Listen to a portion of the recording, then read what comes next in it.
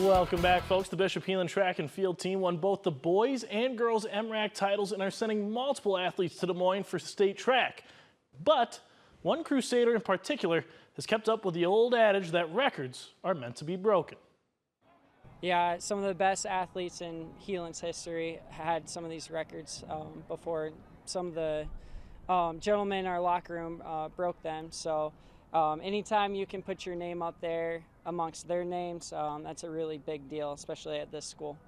One athlete whose name will be popping up often on the Bishop Heelan record board is Hunter Wauhob, who this track season has left multiple records in his wake, a performance even the senior did not expect. I mean, not really. I'm coming off an injury this past fall, and I mean, it's been a special season. You know, I've just worked really hard through recovery and everything, but yeah, the results have definitely shown. This season, Wauhob was part of a 4x100 shuttle hurdle relay that broke the Bishop Heelan record.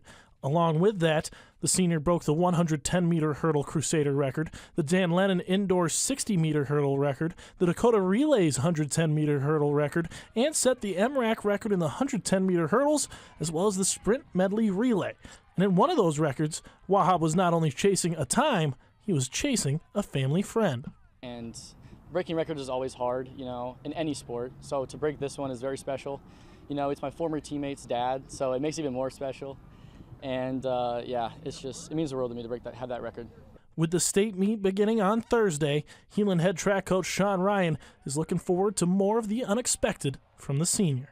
He surprised me every time he hops on the track. He has a ability to wow us in everything he does. You're never gonna know what's next for him. You just need to expect great things.